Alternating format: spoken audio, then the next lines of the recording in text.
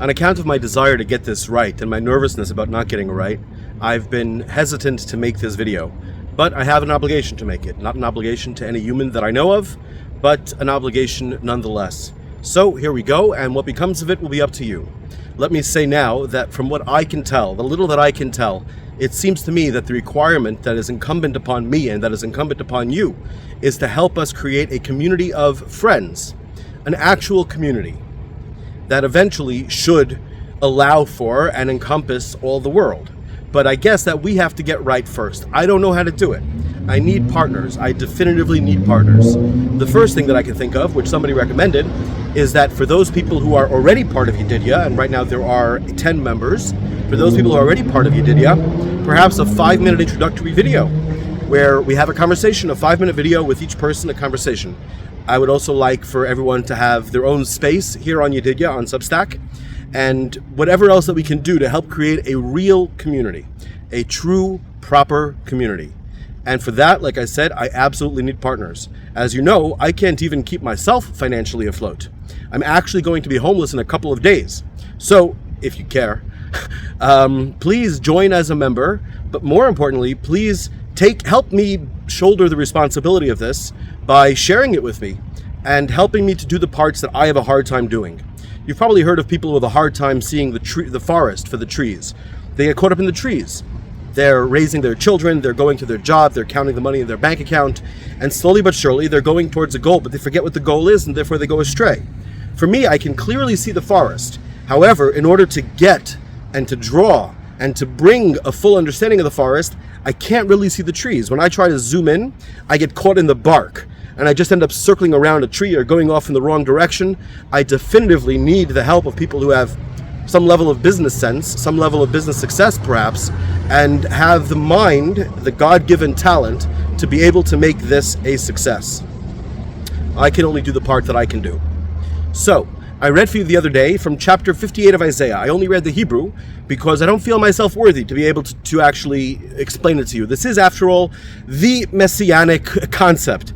This is, after all, the utopian world that is described and how we get there. And it's very, very ancient. I'm going to put this as a postscript to the 10 Commandments. We just did a series on the 10 Commandments, 15 videos on the 10 Commandments that you can find on the channel, YDYDY, on YouTube or on Substack. And this is the postscript that is a modern version of explaining the 10 Commandments to those of us who did not just get out of Egypt and are living in the desert. It's for those of us who are living in a society and understand a bit about how the world works. The 10 Commandments, if they actually were given in this divine revelation, occurred 3,501 years ago. That's the number. This, which we don't have any reason to doubt the date that it was written, but there was no testament per se. There was no revelation to humanity, just to this one individual. This took place 2,543 years ago, give or take a handful of years. And we know this for a fact. We just don't have as a fact, other than the Bible's say so, that this was experienced and trusted to be true by everybody. We have this in the name of Isaiah, although not really Isaiah. That's the amazing thing. This particular prophet is incorporated in the book of Isaiah, but he's definitively not Isaiah. He speaks anonymously. And often this prophet is quoting God as if he is God himself speaking. He's not claiming in any way, shape, or form to be God. But he speaks, he acts out, he pantomimes the parts, as you'll see, of God himself speaking at times.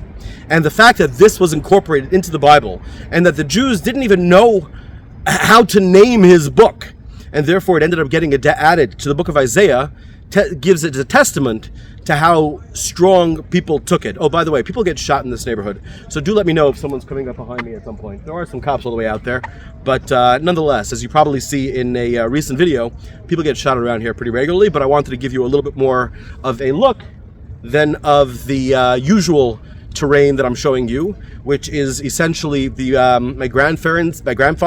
my deceased grandfather's house, where I'm currently squatting, but will be out in a few days. So hopefully this is more interesting. So here we go. Very few people actually watched that, which I don't blame you for. It was in Hebrew. I'll put a link to it right there.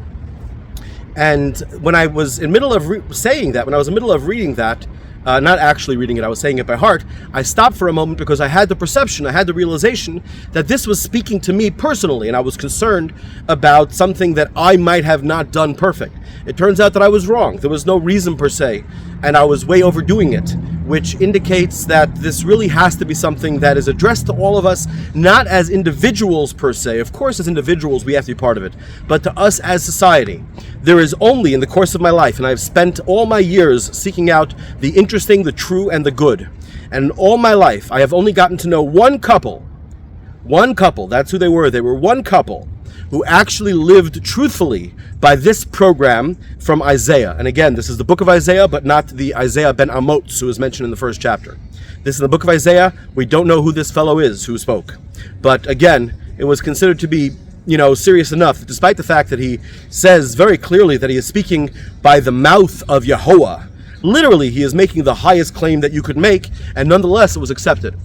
And of course, it was accepted by the Christian world as well as part of the Jewish Bible. So we have to give it at least some high level of credibility. This couple literally lived by this, and yet the woman, she passed away young. I know these people very well. I was a kind of an adopted child of theirs for years. The fellow is still alive, thank God, and I presume that he is still living the same way. Although I haven't lived in Israel, and although we've stayed in touch, I can't speak to what I don't know firsthand. I won't speak about something so sacred as people that I can promise you are living by this Isaiah way of life. I can't speak to that level of saying with certitude that this is still what's going on. Although I assume that it is what it is. But I can say that she passed away. She passed away young of cancer. So definitively, this has to be something that we have to do as a society, which is why I am requesting and begging that you please join me as a partner, as a full partner, as a responsible person helping me to shoulder the responsibility to make Yedidya a success. As I've mentioned in the past, unfortunately, unlike Eastern traditions, the Jewish tradition basically culminates in Jesus. The idea that someone is such a great guy that what he serves as is a rebuke through his suffering. He serves as a rebuke to everybody around him. Yeshua from Nazareth, he basically told the Jews and the Romans, hey, listen, can't we all get along? And they agreed for a totality of 5 minutes to get along, long enough to put him up on a cross. Now, I have no claims to being born of a virgin with my father being God, nor do I have any claims of having immortality or any of that. And therefore, I really don't want to be a Jewish leader of this kind. I really don't desire it whatsoever. I don't want to suffer. Unfortunately, I inherited this from many, many, many thousands of years worth of tradition. And therefore, I will definitively need your help in making sure this community doesn't end up causing me personally suffering, that it actually benefits me as well. Because, as has been pointed out to me, there's a bit of a self-fulfilling prophecy in my assumption that it has to go bad for me, that goodness has to cause it's not supposed to. And again, I will need your help because I'm just a man. I will need your help to overcome that, to make sure that does not take place. Okay, let's read. So we're reading here from Isaiah chapter 59. And over here you get something that you're not going to hear from either Jews or from Christians, and that is that there's not necessarily going to be a Messiah. You understand that Adam was not given the Torah. Abraham was not given the Torah. They didn't have a revelation at Sinai. They weren't given the Ten Commandments. It was only after 430 years of the Jews being in Egypt that God miraculously took them out when they woke up, when for a few minutes they were alive. When the Pharaoh died, and for a few minutes they stopped to be beasts of burden, and they cried out to God. God said, I see they're no longer beasts of burden. Therefore, if there is an ish in the world, if there is a man in the world, a man doesn't just mean necessarily he has to have a penis. A man means someone who takes responsibility. As one of my masters, one of my teachers, one of my people who I've learned from in accordance with the Jewish tradition passed down from the ancient times until today, Rabbi Noach Weinberg used to say, Deborah, at one point was the best man for the job, and she was definitively a woman. And yet, Devorah was the best man for the job. It doesn't matter gender, though. The point is, out of all the billions of men in the world, there are no men today taking responsibility either. Rav Noach Weinberg tried to get 10 men. That was his understanding from the story of Sodom with Abraham. Abraham saying if there are 10 people taking responsibility for the city, no matter how evil they are today, they will end up turning around. God said, there ain't these 10 men. Well, that's where Rabbi Noach Weinberg got the idea that we need 10 men. And today in the world, there are no 10 men. Today in the world, there are no men that I know. I myself am aware of the fact that I am not remotely worthy of being one of these men. I am aware of the fact there's no chance that I can possibly measure up to what such a man should be. At the same time, I am taking that responsibility because it appears that I have to, and I'm supposed to, so I'm doing it.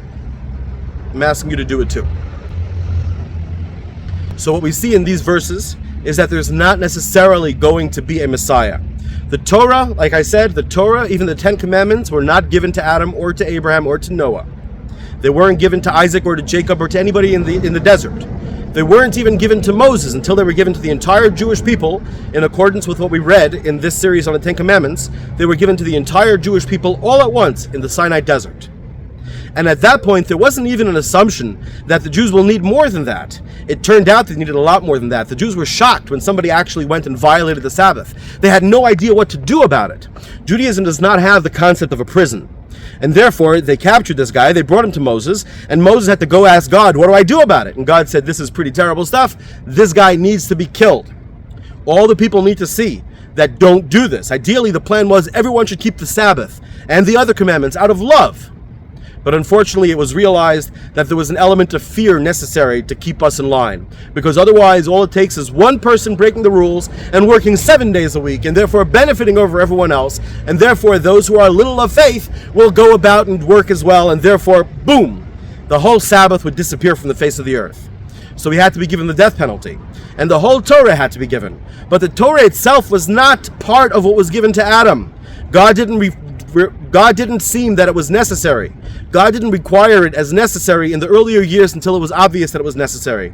The Messiah thing features very minorly in the story of Moses. It only appears here in the book of Isaiah and thereafter to begin gaining greater and greater prominence.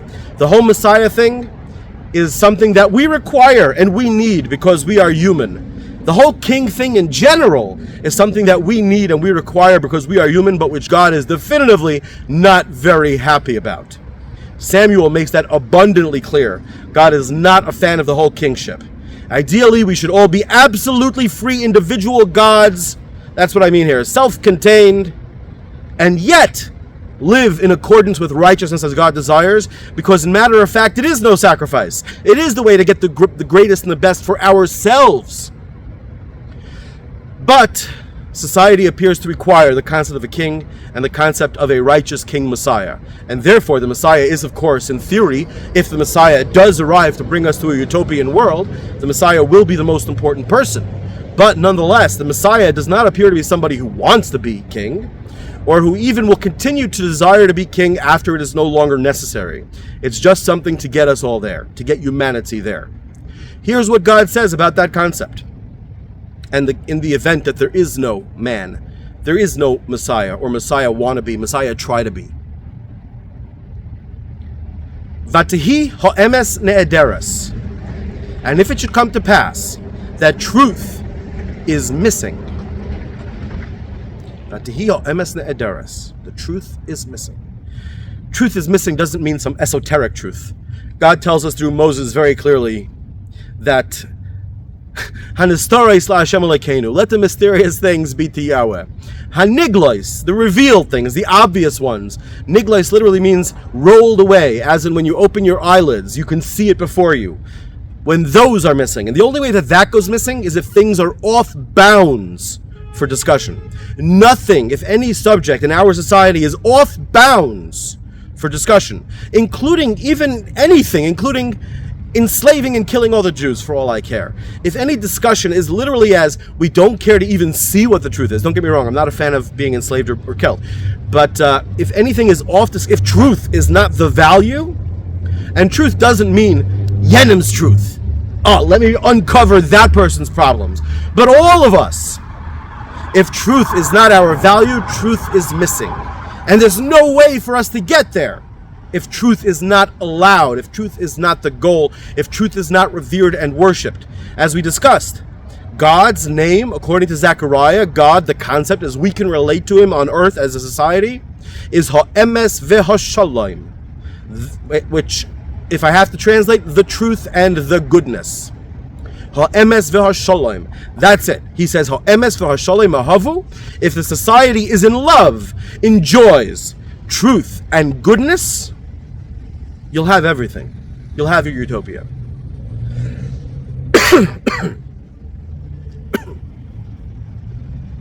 So here God speaks about the end of the world, the great day of the Lord. The day of the Lord, the prophets all say, you're all hoping for the day of the Lord because you all think it's going to be good for you.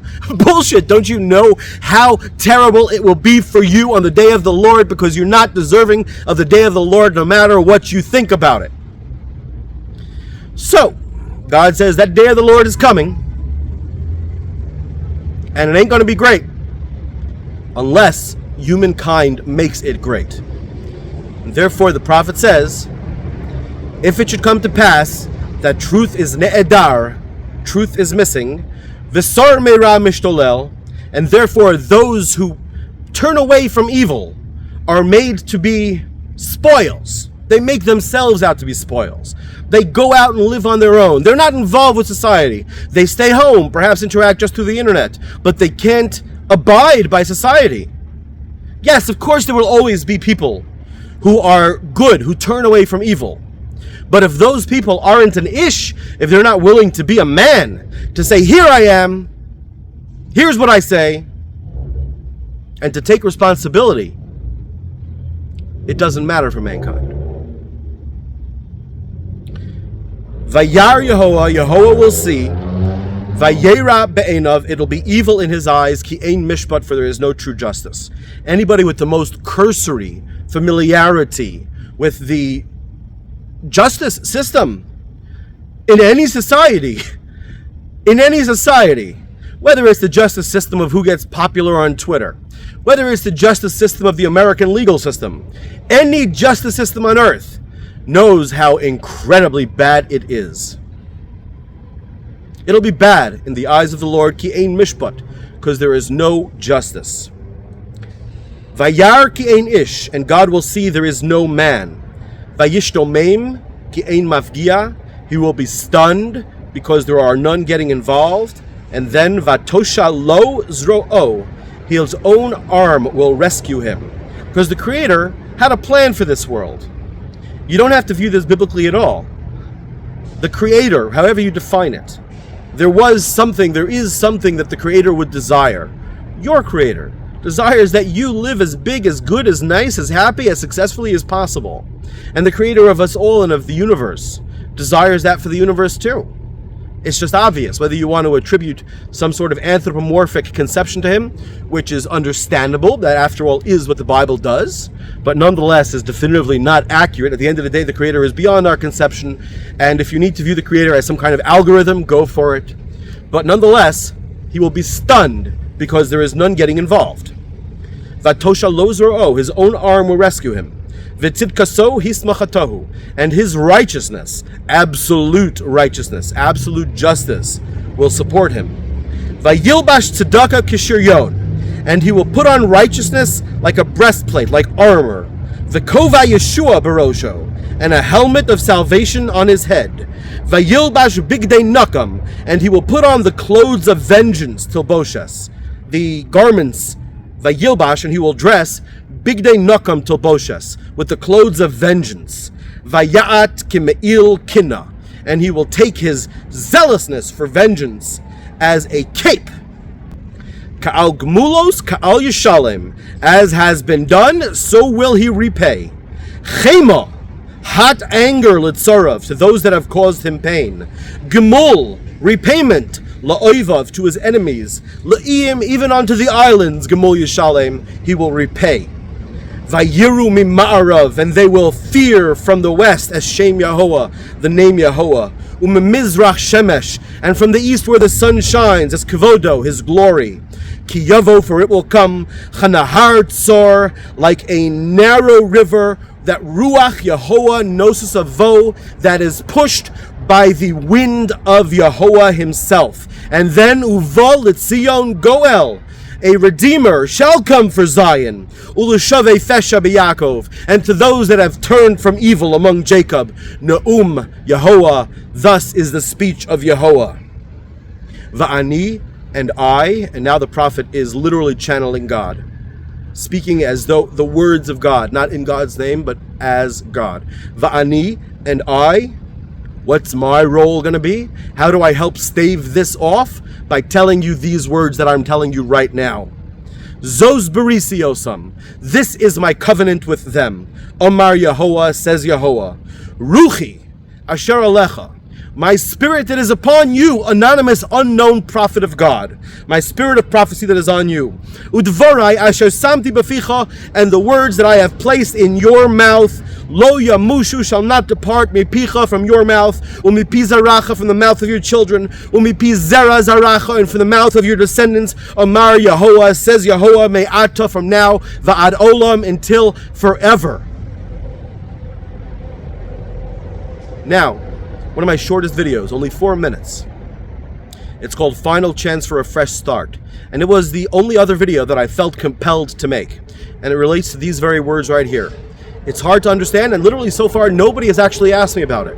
And I have a responsibility at this point to explain a little bit about it. Again, please understand that I'm not worthy. I'm not even worthy of explaining those 4 minutes. Those 4 minutes were spoken in moments where I feel that I said, it is what it is, you'll see.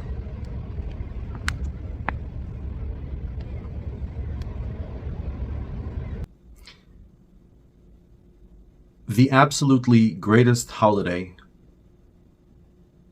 in all of world history is coming up on October 12th, 2024. When I first recorded this 8 months ago, I was a lot more confident in its feasibility than I am now, because I've been trying for a long time and I haven't gotten very far. Like I said, nobody even asked me about this particular video, despite it being the only video where I think I actually say anything that should be read as outlandish. Nobody cared. Nobody asked. I won't go into too great detail right now for that very reason. Wow, there was just astonishing lightning. Out of nowhere. As you can see, no thunder. Just astonishing lightning. Anyways, so October 12th, 2024. I won't explain it in too great detail. I'll just say that that is the date that we're supposed to begin worldwide a year of freedom. It's the date when everything that we've had up until this point civilizationally, we release, we free. Every human being, including me, for the record, no matter what becomes of this community over the next 7.5 months, on that date, October 12th, no matter my situation whatsoever, I am absolutely free. And in our community, which I hope you'll join, you'll find that it'll be worthwhile for you to want to be free and to help others as well be free on that date. And for a full year, we will all be free. Nobody trying to make any money, nobody trying to get anything. It is a sabbatical of sabbatical years. And the reason that that video is called Final Chance for a Fresh Start is because this is our 119th Jubilee. As far as we know historically, the people did not properly keep the Jubilee year. This might in fact be the only one that would ever be kept. So far it doesn't seem like it will be, generally speaking. We have to do our best on this one. But this is the 119th. The ancient traditions have it that the universe lasts, or not the universe, but our world, our society, lasts for 6,000 years, and that's it. I just uploaded a video a few days ago about these people I met in 2009 who believed that the year 6,000 or 7,000, whatever their calculation was, arrives in the year 2011. You can watch that video. It's right there on this channel. And I myself don't necessarily give credibility to ancient prophecies per se. Nonetheless, I'm sharing this with you, and I don't know. That's all that I can say is I don't know. But nonetheless, from a very completely human perspective, without needing to believe anything biblically or divine or mystical, it's very clear that humanity needs this and requires this immediately. This complete freedom for all of us and for humanity for a full year of simply interacting freely, having no goals, for a true societal reset. Not a nonsensical Justin Trudeau type reset as they attempted during the COVID apocalypse, but an actual societal reset that we are all a part of, that remakes us as to who we are as a society. And we have a lot to do before that holiday comes, or it won't be a holiday. Yeah, I'm not predicting anything. If anything, I am predicting that in 51 years, because right now this is the year 5,949, although, again, surprisingly, I mean, the Jews don't know it because at one point the rabbis took 165 years out of the calendar for reasons relating to this. Not exactly the Jesus thing. Many people think that it was in order to... No, not really. It was more the other way around. The reason why Jesus, Yehoshua from Nazareth, was probably named Yehoshua, he will save us, as were many, many other people. He's not even the only Jesus. The only Yehoshua who was crucified as the Messiah in those days is because of this ancient prophecy. The year 4000 was supposed to be the Messianic year. The year 4000 ended up being the year that the greatest temple for the Romans was established, a temple of peace, which utilized... Someone's making drunk sounds behind me. And there are no police there anymore. Okay, that's great. And it's only 5:30 in the morning. All right, we do our best. We hope for the best. I'm not claiming that this is actually going to be a holiday. I'm saying that it will be a holiday if we make it so. If we actually bring the world to this level, then it will be a holiday. I make no predictions beyond that, except for the possibility of 51 years from now, with the end of all flesh, whatever that should happen to mean. That's what the prophecy is. I'm not necessarily going to be around to see it in 51 years. If I am around to see it, that will mean that we succeeded, I think. And I don't think I'll have to worry about it. I think we'll be fine. If I'm not around, I'll also be fine. And we have a lot to do before that holiday comes, or it won't be a holiday. It's a holiday that resets all of human society. We get to start from scratch, and then we have 50 years until the end of all flesh. We, by that point, will either be as God, as gods, one with God, one with absolute truth, ultimate reality, hard to explain, impossible to explain. I don't even fully understand it myself. Who am I? I'm nobody. The point is that we can do it right now. Yeah, I have no clue. I'm not going to claim to know what Chaye Olam Haba, the lives of future worlds, could possibly be like, especially here on Earth. I have no clue. I hope to see it and experience it. I hope you see it and experience it too. The point is that we can do it right now. I really think we can do it. I really do. I don't know how to do it, but we have, even though the internet's clamped down and all the rest, the internet exists. With all the problems society has, this can be doable. Everything that I'm saying is logical and rational, and if it's not, I'm open to changing my public and private view. So I really don't see why this wouldn't be doable, except for my own limitations, which I'm trying to resolve by saying very publicly that my limitations are vast and mighty, and that there's no question that I need you. I can't even keep myself solvent on my own. My limitations are incredible. But with us, with people outside of me, separate divinities, who knows what's possible? The technology is here. The logic is on our side. Why shouldn't this be possible? B'makom she'ein anoshim mishtadel lihios ish. B'makom she'ein anoshim mishtadel lihios ish is from Pirkei Avos, chapters from our fathers. This is ancient tradition stuff from before the time of Jesus going to shortly after the time of Jesus. Basically, these statements of rabbis that aren't related to Jewish law, but that are essentially their worldviews, the most important certain things they had to say. And one of them is, where there is no man, in the context that we explained, try to be a man. In other words, do what I'm doing. I know that I am not the Lubavitcher Rebbe. I know that I am not Rabbi Noach Weinberg. I know that I am not even Jesus or Shabsai Tzvi. I know that I have no business whatsoever in this whatsoever. I was called into it and forced into it in ways that if people are interested, I'll be happy to discuss. But my allowance, my permission for actually going forth is this that Rabbi Noach Weinberg used to always say, this that he would quote from the ancient sources. The Makom She'ein Anoshim, where there are no men, Ishtadel Lihios Ish, try to be a man. Do your best. That's all that I can ask of you.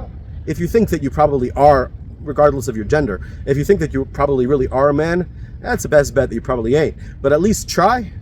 Try to be a man. There is no one else. Is anybody else saying this? There's nobody else. B'makom she'ein anoshim ishtadel lihios ish. If there are no anoshim right now, ha'emes ne'ederes, truth is missing, sor meira mishtolel, the one who turns away from evil has left society, is not involved in our society. And of the people involved in society, there are none speaking, so I have no choice. Otherwise, vayar ki ein ish. God will see that there is no man, and he will save himself from the world.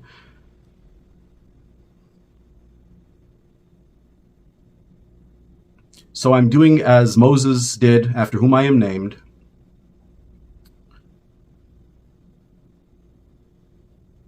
I'm not an adult. I am essentially a child. I am not an ish. Moses at least was vayigdal. He grew up. I don't know if I've ever grown up.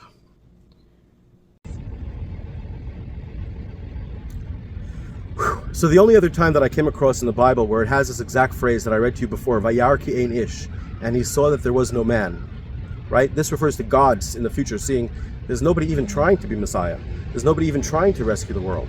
And then things get really, really, really, really, really, really, really, really bad for nearly everybody alive.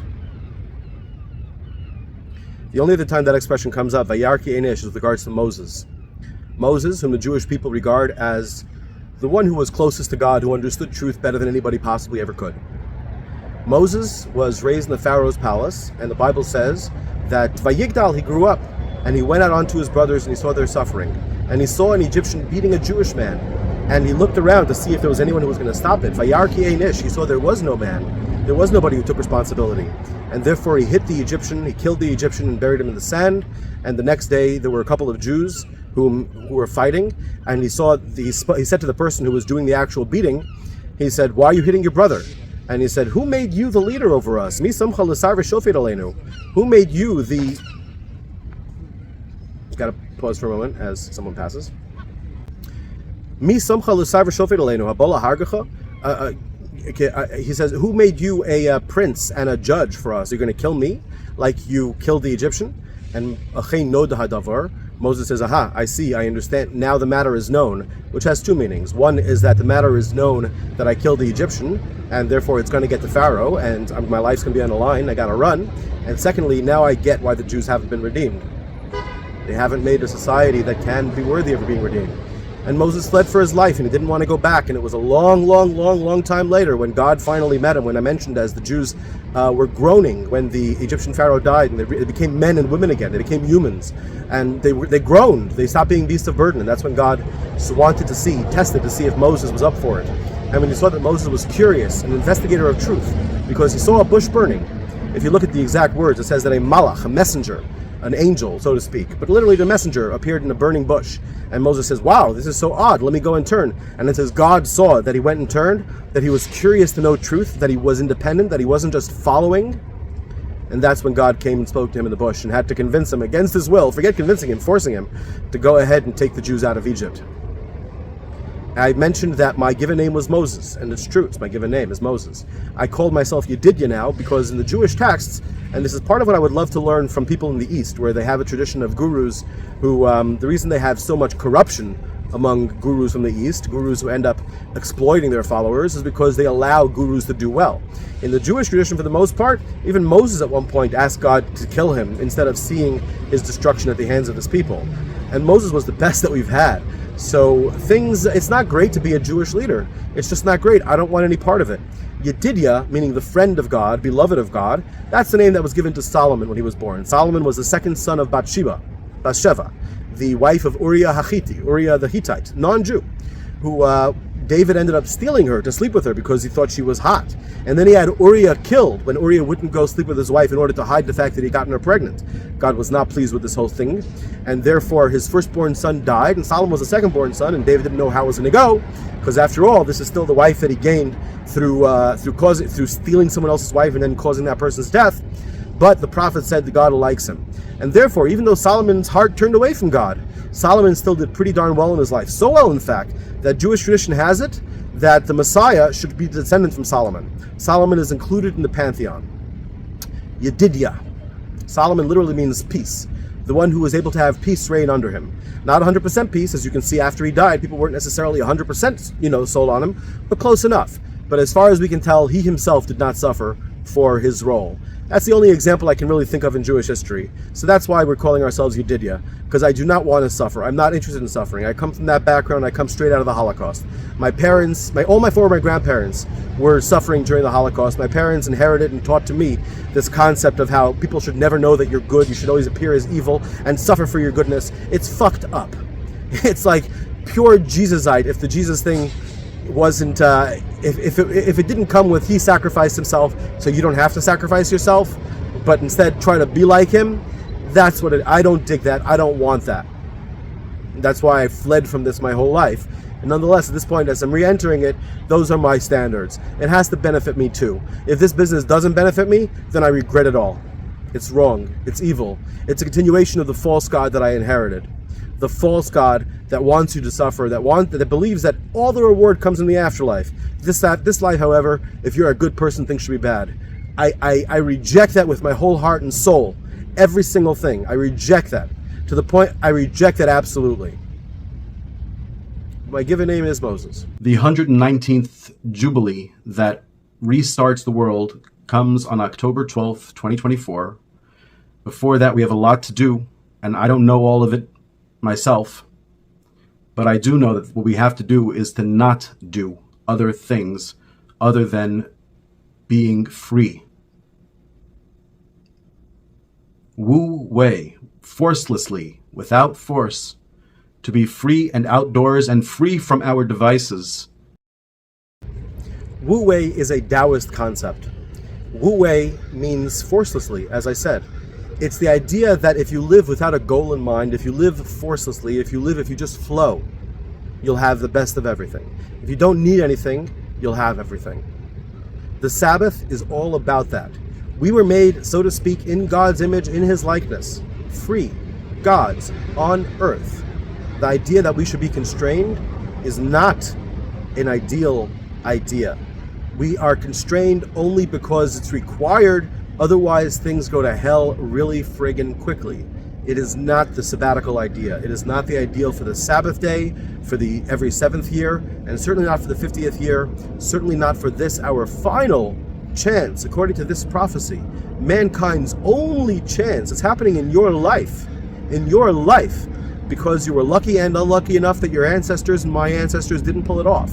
It's up to us right now to try this Wu Wei. What it's going to be like precisely, I don't know. How to get there, I don't know. I can see the forest. I can't see the trees. Those of you who can see the trees, I need your help. Wu Wei, forcelessly, without force, to be free and outdoors and free from our devices. We should only use our devices for, well, there's many things we can use them for that are good. But almost always we need to not use them and instead to gather and speak with each other live. You understand, because living through our devices, or living with anything, even having our devices on us all the time, living in such a way where we are constantly attached to something else, prevents us from being remotely free. It prevents us. It makes it impossible. It imposes obligations based on things that happened in the past, based on what we want in the future. It takes away the possibility of a present. And to not work or be addicted to any other things, and to not worship and serve all of the idols that we worship and serve, all the falsehoods that we worship and serve. Then we'll be free to know the truth. That's it.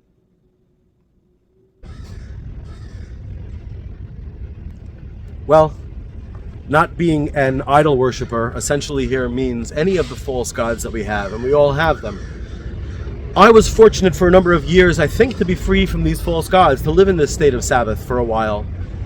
Circumstances, some of which map so amazingly and astonishingly and frighteningly on the Bible, such as, for example, you know the story of Jonah, and how Jonah wanted to run away to Tarsus.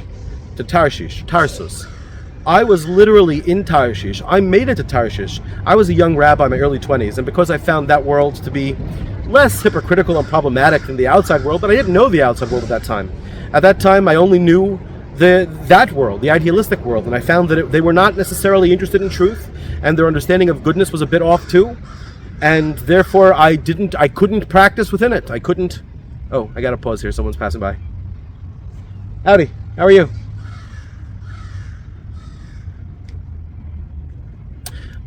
I couldn't practice with it, so I'll pause a minute so I'm not disturbing somebody.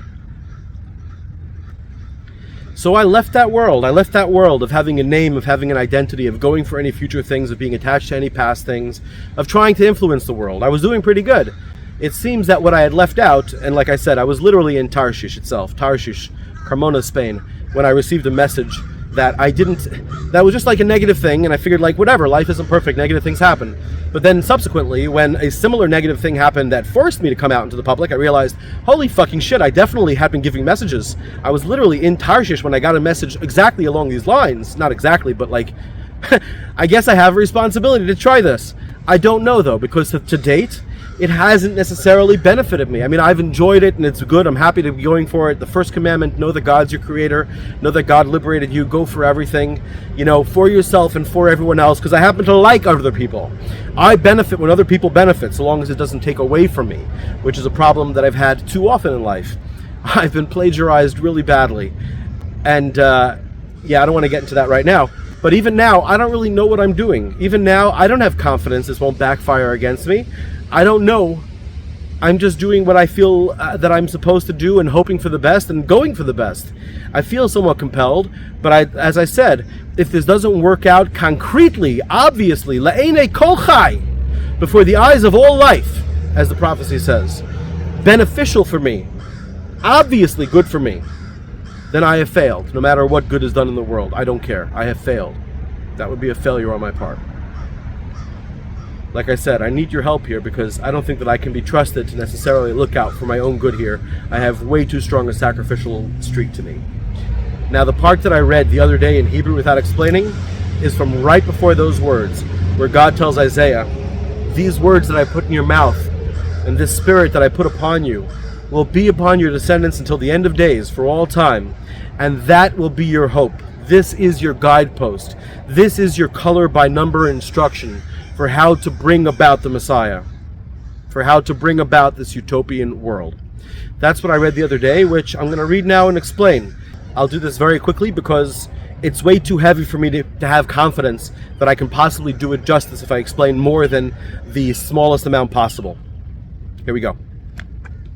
God speaks to the prophet, and he says, Kra, call out. There are various ways that God speaks. He could say emor, say, could say daber, speak, could say haged, explain. He says kra, call out, get people's attention. And as I've mentioned in videos in the past, at times God tells the prophets to do extraordinarily odd things, including to cook their bread over human feces, to do whatever they need to get attention, to pull a stunt, do whatever they need in some stupid ass society, as all of our societies are still stupid. They can't hear the simple truth. They can't hear the cliched truth. And therefore, do a fucking stunt. Make yourself looking ridiculous. Here God says, Kra, call out vigaron in your throat. In other words, screech. Ah! Scream. Kra vigaron. Al tachsoch. Hold nothing back. That's why this is read on Yom Kippur. This is what is read on the highest of high holy days for the Jews. Kra vigaron, call out inside your throat. Al tachsoch, don't hold back. Kashoifar, like a shofar that goes at decibels above any human voice could possibly go. It raises it, and the longer you blow it, and it makes noises that they used to summon people out for battle. That's what a shofar was originally used for, before it was given this sacred connotation. Kashofar hareim kolecha, lift up your voice. V'haged, one of the words we said before. V'haged, and explain, explicate. V'haged la'ami, to my nation, fish'am, their iniquity. In other words, my nation, the people that I can relate to, the people that actually are in tune. V'haged, the people that are educated. V'haged la'ami, the people that read the Bible. La'ami pisham, their mistake, their sin. Uleves Yaakov, into the house of Jacob. This is all of the house of Jacob. And I don't know how to define that today. Very few people from the actual house of Jacob are actually following this, are actually listening. Amazingly, as a rabbi who has published on the history of the Jewish people, who has traveled and taught, who knows more about the subject that nobody would deny. I know I'm more of an expert in the subject than nearly anybody else. And yet, of the subscribers to Yedidya, only half are Jewish, half are not. And some people, which with Maimonides' blessing I'll say this as well, who are Christian, feel themselves grafted on to the house of Jacob, whether through theology or their own intellectual scientific understanding for whatever reason. And I'm not in a place, as again, in accordance with Maimonides, I'm not in a place to disagree, especially because at this moment, as reality has it, if I could speak directly to Jews over here, I would.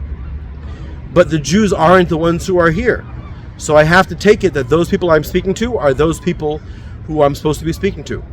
So Beit Yaakov, house of Jacob, it seems so viscerally relating to Jacob. It doesn't even say Israel. It says Jacob, as in literally him and his descendants. Well, if you are somebody who has literally joined that group, or descends from someone who has joined that group, or descends from that group, I'm definitively talking to you. But I think I can say it appears to me, but it's up to you to know for yourself whether I'm speaking to you, even if you're not from the house of Jacob. If you physically, we don't. I mean, obviously, I'm largely, as you can tell by my pallor, largely, in fact, genetically, not necessarily from the house of Jacob. That's just how the world works. But it's up to you whether this speaks to you or not. I can't say. So, v'haged la'ami fisham uleves Yaakov chatosam, into the house of Jacob their sin. And then God gets sarcastic, which is like frightening. Yehovah himself is getting sarcastic, and here again, the prophet is playing the part of Yehovah. He says, the oisi and me, right? We just read a minute ago. God says, va'ani and I. This is the beginning of it.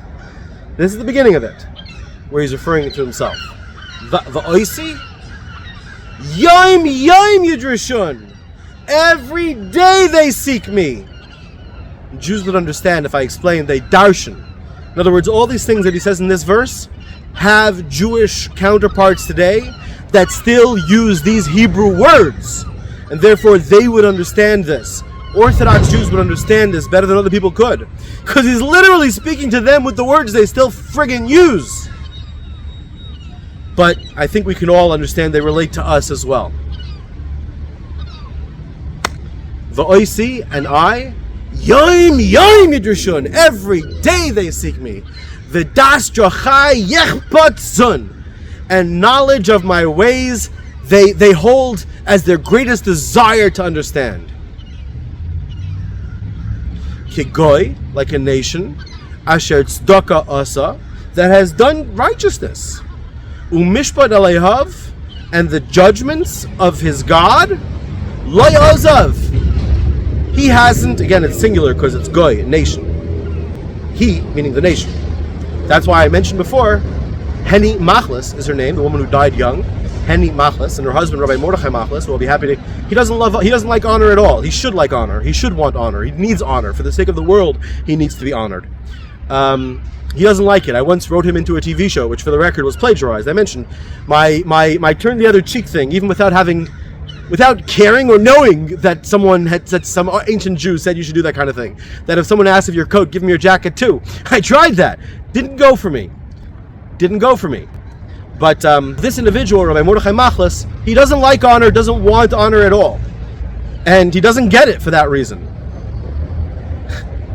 This is a couple, him and his wife.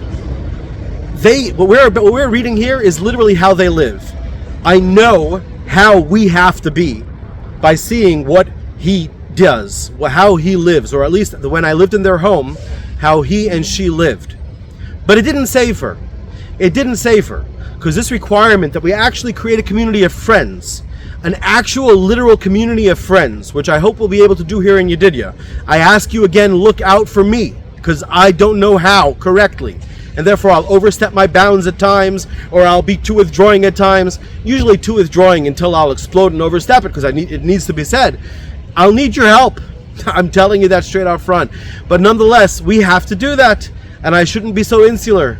We should actually create a living community and show the world how it can be done and invite people to join us. And that's why, as I began to say, this is all spoken of in the singular. Because the noise behind me is getting louder, I need to get a little closer to the camera, so let me tilt this up a bit so I can do that. Okay.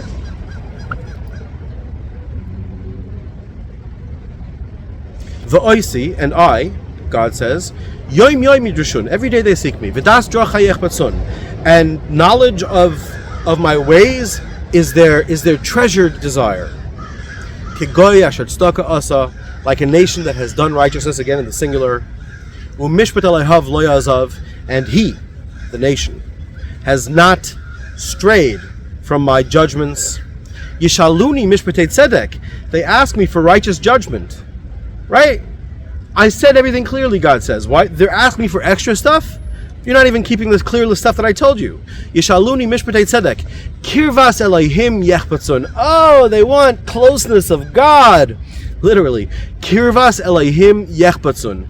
They claim that they desire, he doesn't even use the word claim, he's mocking them here. They desire, they desire kirvas elohim, the closeness of God. Lama tzamnu.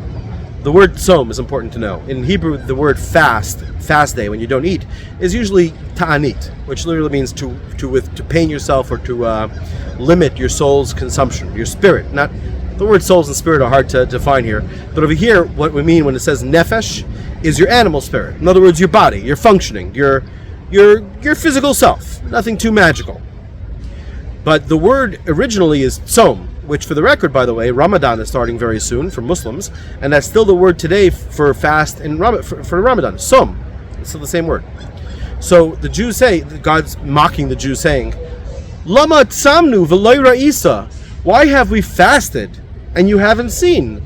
Ininu nafshenu, we pained our souls, right? Because according to the Torah, you're not supposed to eat or drink and various other random things to keep you from getting easily distracted. Just like you can get distracted by your phone, you can get more easily distracted by something like sex. And therefore sex is disallowed during the tzom, during this period of tzom, which is a holy day of reduction of physical involvement. Sex, eating, drinking, wearing clothes that are astonishingly comfortable, in those days leather, or washing, bathing, or even anointing yourself. Putting on creams or anything like that.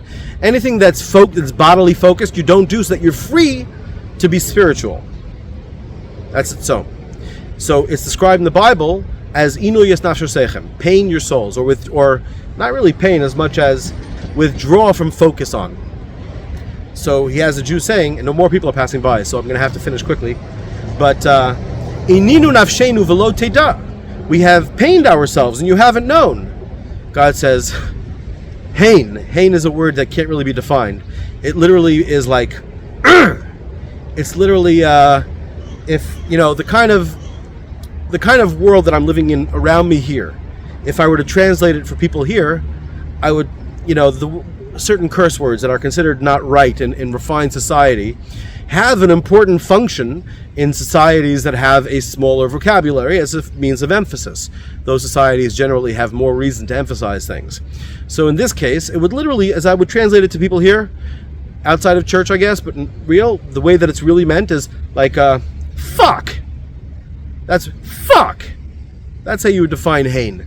I don't know how to translate it otherwise, because in polite society, we don't have it. And God is clearly telling Isaiah here, stop being so fucking polite.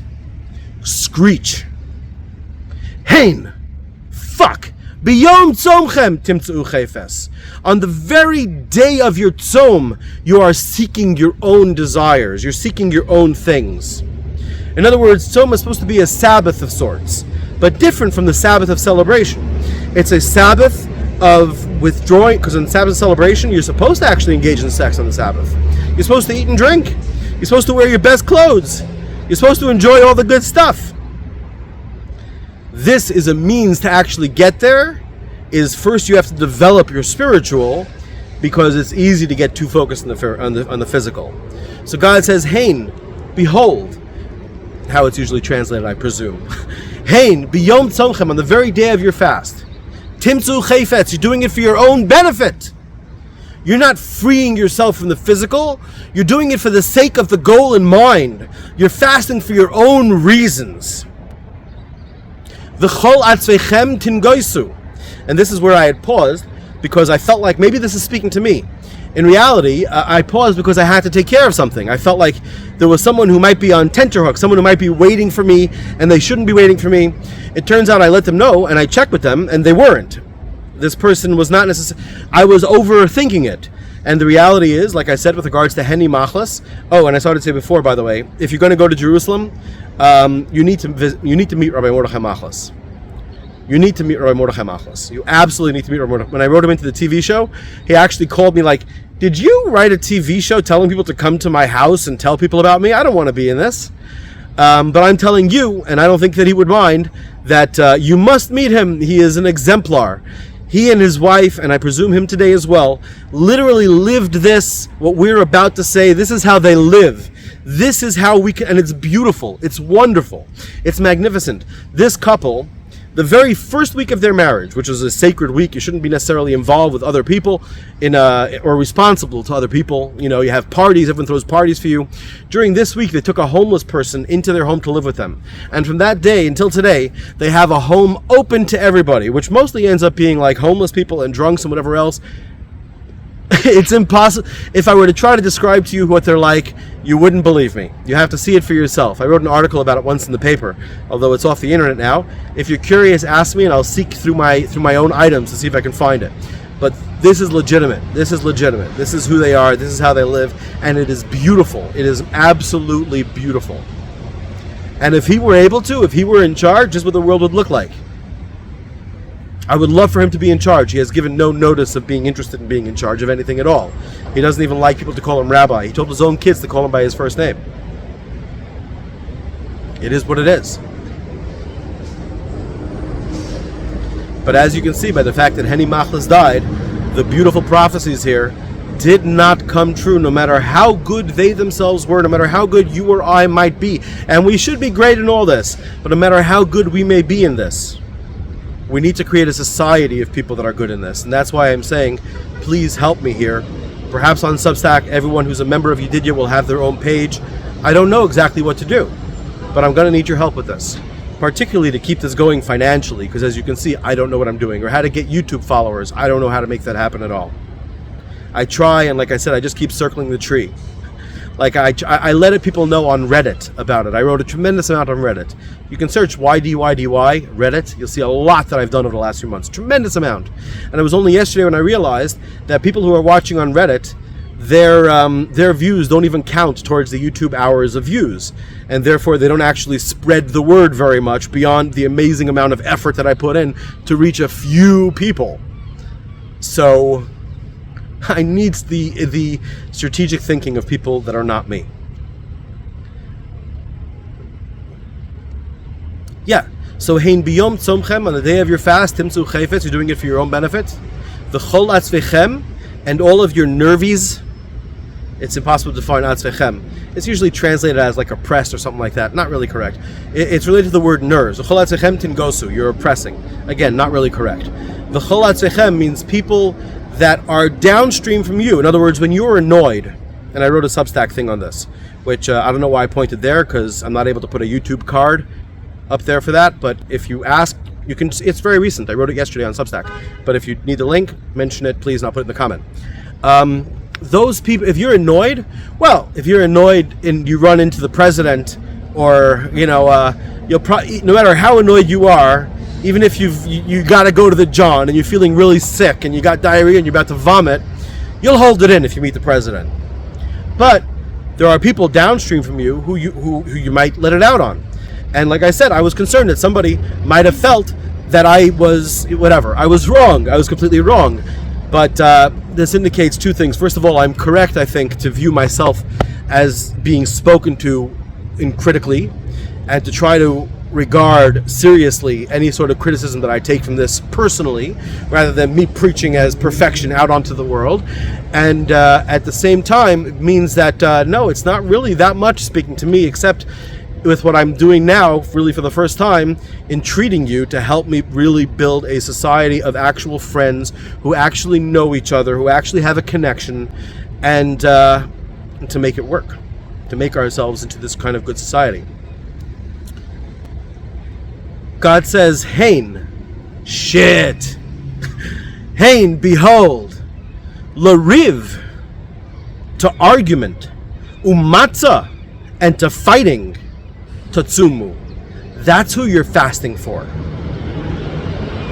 Speaking now in the plural, because it's speaking to us as individuals as well.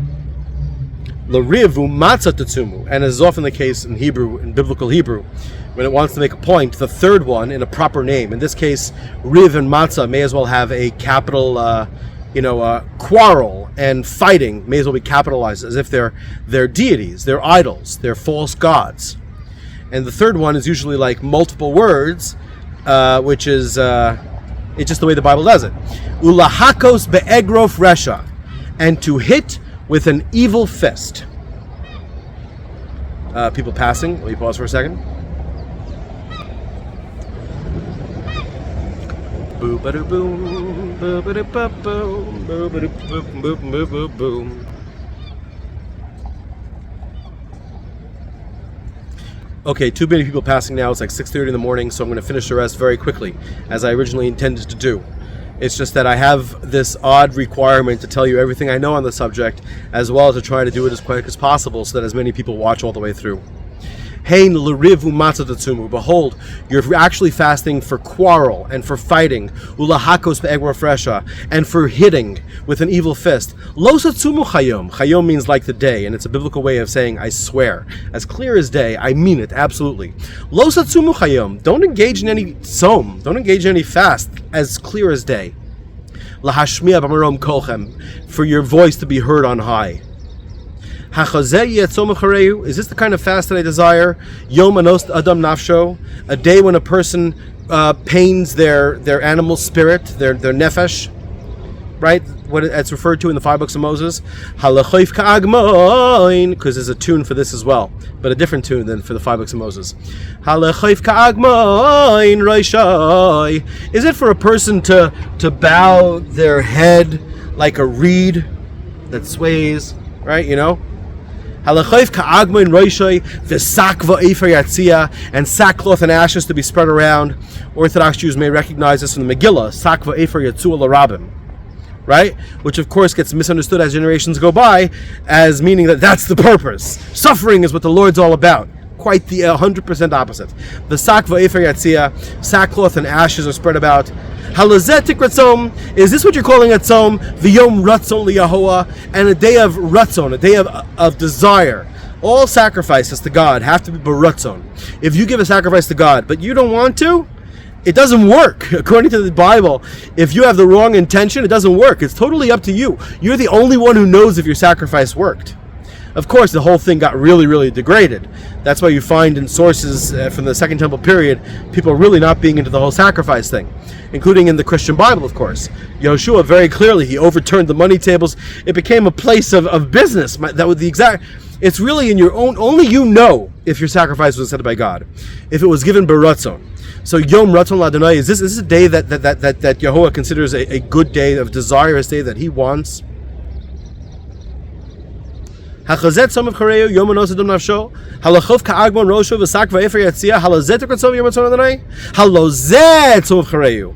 Isn't this the kind of fast that I desire? Pateach Chartzubos Resha. Open the shackles of evil. While I'm tempted to define that metaphorically, I don't think it's meant metaphorically. This is the base. Everything from here on is harder and harder, is more and more. And things get better and better for us as a community, as we do the rest of them. First one is Pateach Chartzubos Resha. Resha. At one point in the Christian Bible, you have Yeshua saying that, Jews were apparently regularly calling each other Russia, evil. In the Bible you have Moses calling someone, not even Moses, the Bible refers to the person that I mentioned before, that Moses says, hey, why are you hitting your brother? The Bible calls him a Rasha, an evil person. So there's a place for referring to this, but it had become commonplace. Everyone's calling everyone else a Rasha, the harshest curse that you can call anybody. This God is calling a Rasha. This God is calling evil. And we are responsible. If you live in America as I do, approximately 1 in 4 American males will be cuffed by their own government at least once in their life. That either means that 1 in 4 males needs to be cuffed for the security of everybody, which means, oh my God, Or it means that we're cuffing people who should not be cuffed, which is, oh my friggin' God. Pateach chartzubos resha. There's no question that our prison system is resha. It's evil. It's evil. It's based in evil. It is evil. And we're all party to it. Pateach chartzubos resha. Open the shackles of iniquity. Hater agudos mota. Again, once you've done that, that's the basics. Hater agudos mota. Loosen the bind of the yoke. Right? Laborers, when they would carry things, well, you would have it bound, the wheat or whatever, bound very tight. At least loosen the binds. In other words, this is not shackled. You've undone the shackles. There's some level of freedom. Hater agudos mota. Vishalach ritzutzim chavshiyim. And let the oppressed go free. In other words, all the debts, all the contracts, all the things that keep people in low positions. Essentially, in America, everyone who's living on minimum wage. I mean this very, very literally. Anybody who requires working at a dishonorable job just to keep body and soul together is in the ritzutzim. If our version of capitalism, I have a link here, or not a link, I have a playlist here called Yedidya's Socialist Capitalism, which I don't explain it in great depth, but essentially capitalism beyond the basic safety net of society. There's no reason why everyone can't have all their basic needs taken care of, and then capitalism for everything beyond that. But for someone to have to labor working in a fast food place or cleaning the streets just to keep body and soul together, that's no good. V'shalach ritzutzim chavshiyim. You will let the press go free.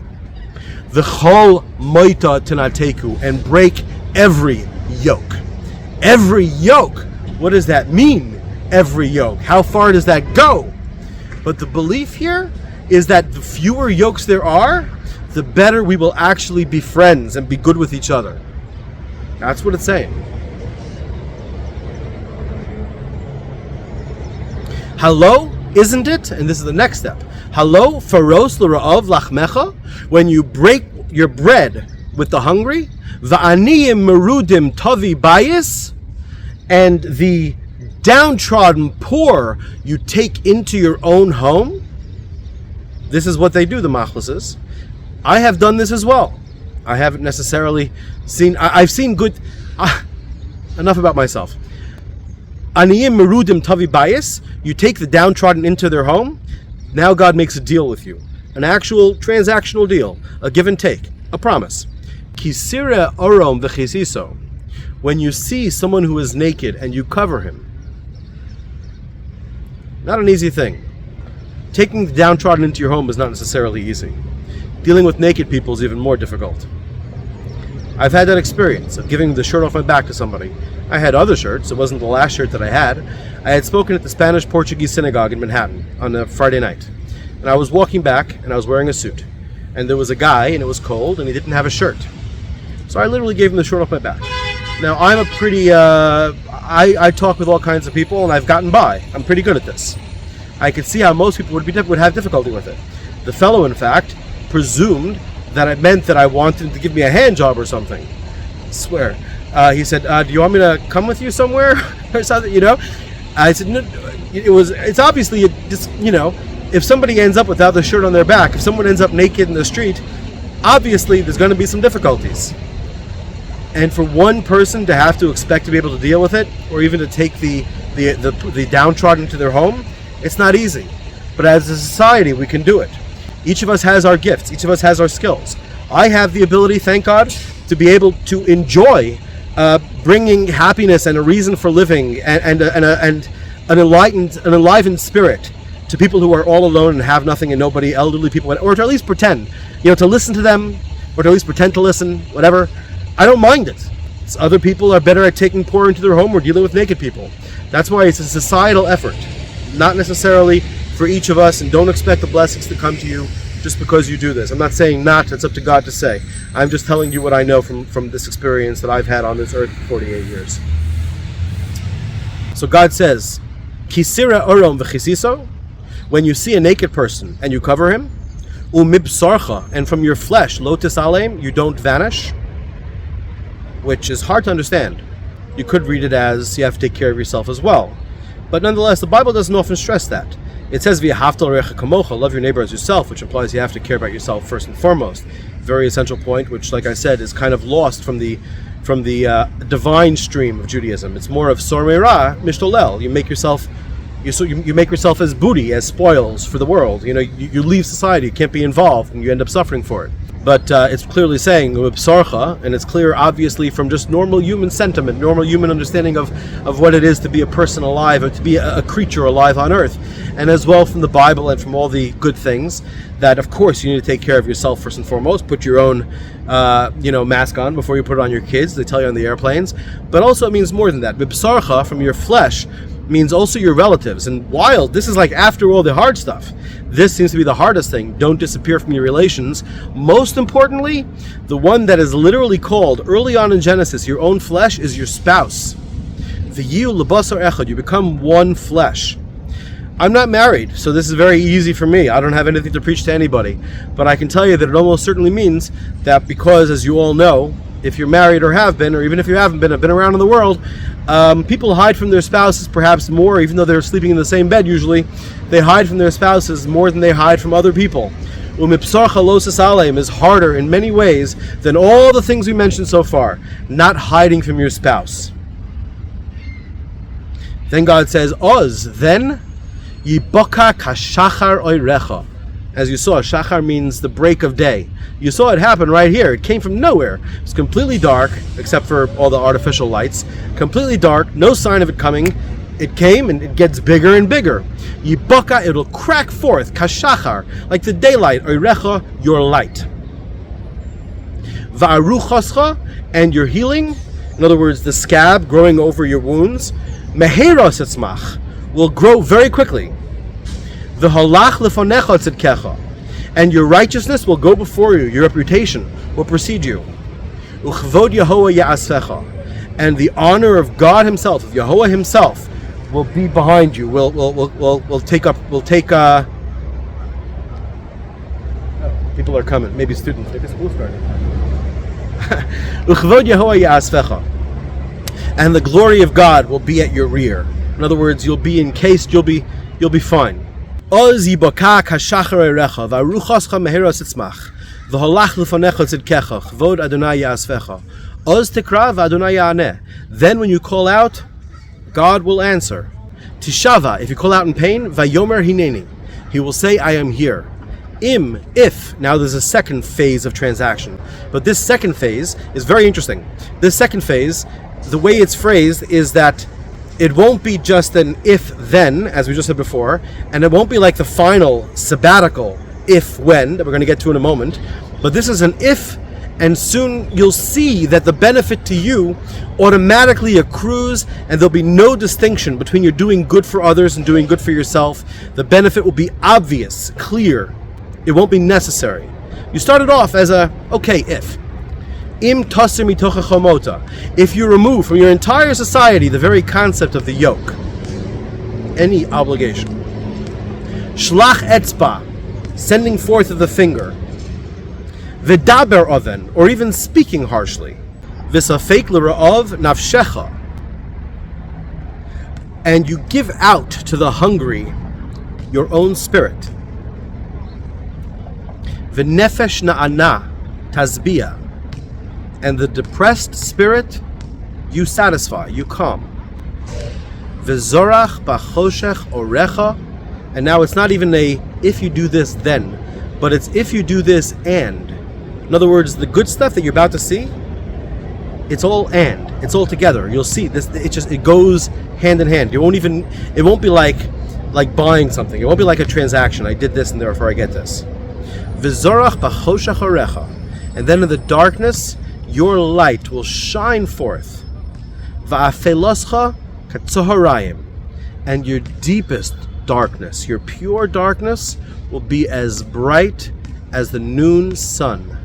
V'nochach Yehovah tamid, and God will guide you constantly.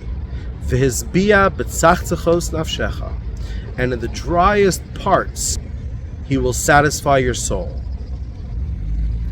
V'atzmosecha yachalitz, and He will gird your bones together. In other words, you'll be made potent, mighty, and strong. You'll get to better things for your society, much, much better, beyond things that God can even delineate.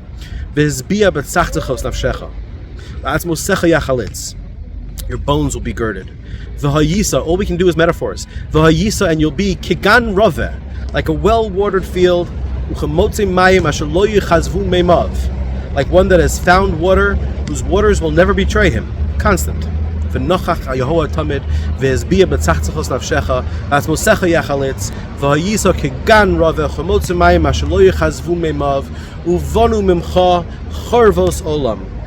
those destructions that happened ages ago will be rebuilt within you, in your society.